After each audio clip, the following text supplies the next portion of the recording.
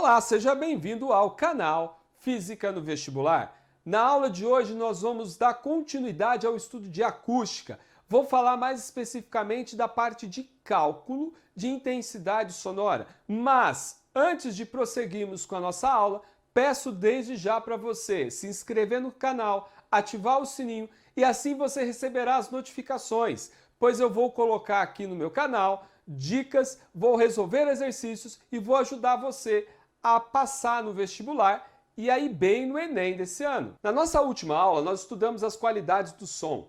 Vimos a intensidade, a altura e o timbre. Dessas três qualidades, aquela que provoca maior agressividade ao ouvido humano é a intensidade sonora. O timbre, ele não causa nenhum incômodo, e a altura pode até incomodar um pouquinho, sons muito agudos, mas não provoca uma agressão ao ouvido humano quanto à intensidade. Aliás, eu creio que você já deve ter percebido, quando você escuta música muito elevada, o volume, ou seja, com intensidade sonora elevada, isso provoca agressão aos seus ouvidos. É por isso que nós devemos estudar nessa aula específica sobre a intensidade sonora.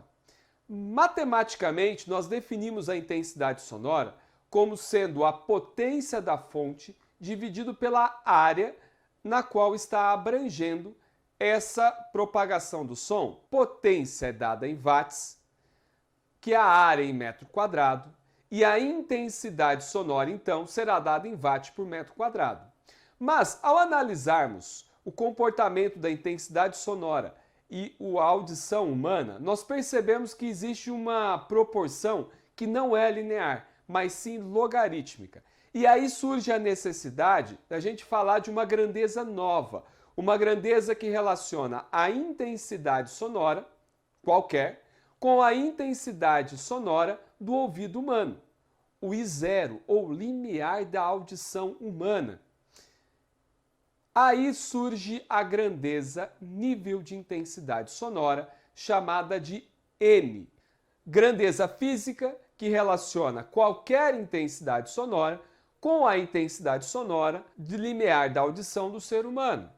Matematicamente, nós definimos N como sendo log de I sobre I0, onde I é a intensidade da fonte em questão. E I0, nós vamos dizer que é a intensidade do limiar da audição, ou seja, a intensidade mínima para o ser humano conseguir escutar. I0 em condições ambientes é igual a 10 elevado a menos 12 watts por metro quadrado. A unidade de medida de N, nível de intensidade sonora, foi dada em homenagem a Alexander Graham Bell e recebe o nome de Bell. Essa é a unidade de medida de N. Porém, você já não deve ter escutado com tanta frequência a unidade Bell, mas sim uma subunidade dela chamada decibel. Esse prefixo deci é o mesmo prefixo utilizado em decímetro, por exemplo. Deci significa 10 a menos 1. O que aconteceu? Na prática, nós vamos utilizar muito 1,2 bel, ou 0,7 bel, ou 0,65 bel. E para facilitar a comunicação, nós começamos a utilizar então o prefixo deci, que é igual a 10 a menos 1. Por isso que você está tão acostumada a ouvir falar sobre decibel. O que é decibel então? É 10 a menos 1 da unidade bel. E aí nós temos a unidade de medida N numa nova equação já saindo direto em decibel, na qual nós podemos escrever N igual a 10 vezes log de I sobre I0. Dessa forma, você já vai ter o N convertido para decibel, que é a unidade de medida mais usual que nós temos para nível de intensidade sonora.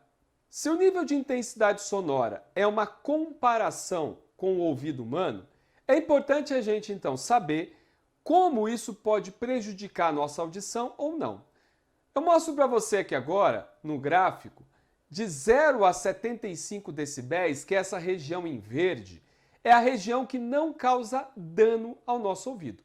Ou seja, qualquer som que você escute de 0 a 75 decibéis, sem problema algum para a sua audição. Exemplo, Tem aí o silêncio na hora de dormir, que é em torno de 30 decibéis. A biblioteca, que também é bem silenciosa, está em 40 decibéis. Uma conversa do dia a dia, sem nenhum berro, está em torno de 60 decibéis. Se a gente passa para o outro estágio, essa região em amarelo, que vai de 75 decibéis a 90 decibéis, nós entramos no limiar do som lesivo. Ou seja, essa região em amarela já é uma região que, ao longo do tempo, se você ficar exposto a ela, vai perder a audição. É muito comum nessa região o som de trânsito. E aí é que você pode notar em motoristas de ônibus, motoristas de caminhão, que estão cotidianamente no trânsito, ao longo de 10, 15, 20 anos, eles começam a perder a audição.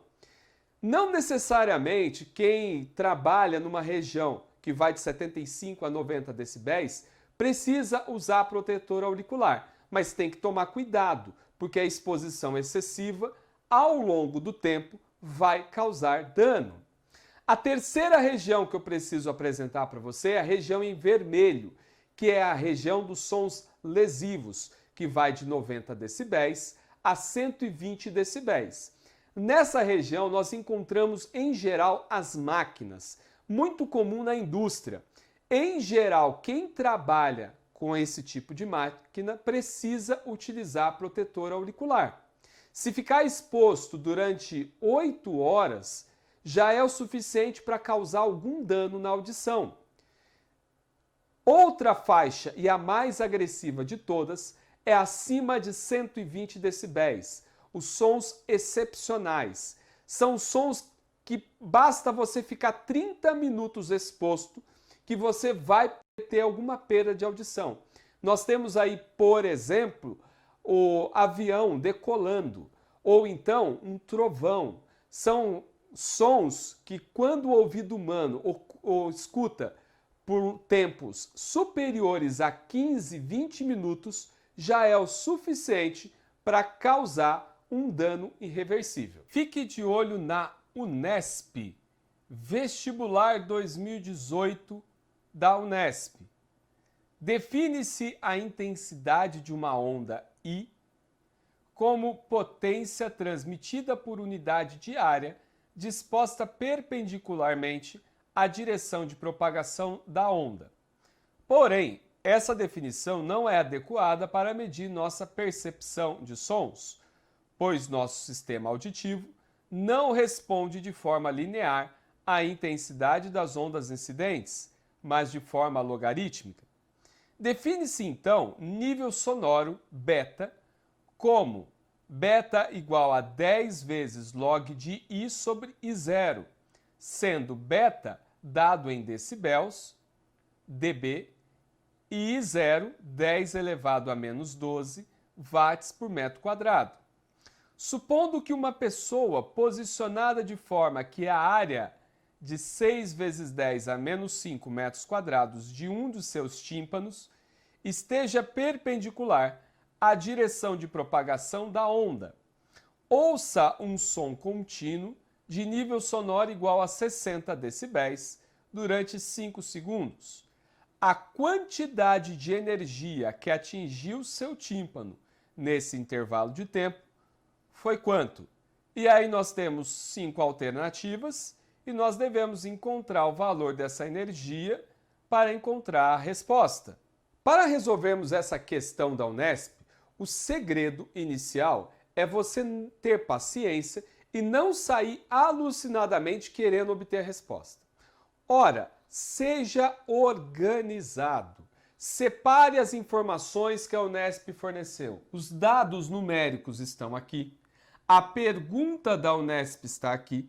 As equações fornecidas estão aqui. Ela forneceu 2 equações. Uma escrita em português, aqui. Intensidade sonora é potência sobre área. Uma outra escrita de modo matemático, equacionado mesmo. A Unesp chamou de beta, eu prefiro chamar de N, é a mesma coisa. Nível de intensidade sonora é igual a 10 vezes log de I sobre I0. Agora que você já separou os dados, e todas essas informações, vamos fazer uma organização da nossa cabeça para obtermos a resposta. Ele quer saber a variação da energia, está aqui. Professor, mas ele não deu nenhuma equação com variação da energia. Precisava você lembrar aqui de um outro conceito, o conceito de potência. Ora, potência na mecânica é definido como sendo variação da energia pela variação do tempo. Ele não deu a variação da energia em nenhuma equação, mas nessa equação tem a potência e ele forneceu o tempo. O que nós sabemos aqui? Eu vou marcar de verde as informações na equação que nós sabemos. Nós sabemos o nível de intensidade sonora, que vale 60. Nós sabemos o I0. Observe que aqui só me falta descobrir o I, que é a intensidade sonora dessa fonte. Se eu descubro a intensidade sonora, eu posso utilizar essa outra equação aqui de cima, porque essa informação eu vou ter e vou conhecer essa intensidade sonora. Ora, a potência, eu não preciso saber. A área, ele forneceu a área do tímpano. O ΔT, ele forneceu. Podemos, então, reescrever da seguinte forma. A intensidade sonora vezes a área é igual à potência. Mais a potência é igual à variação da energia pela variação do tempo. Portanto, a variação da energia pedida no enunciado é igual à intensidade sonora vezes a área vezes ΔT. A área eu sei numericamente, o ΔT também. Então eu vou atrás da intensidade sonora, vou obter esse valor através dessa equação do nível de intensidade sonora e vou jogar naquela equação. Vamos então substituir os valores nessa equação para achar o I?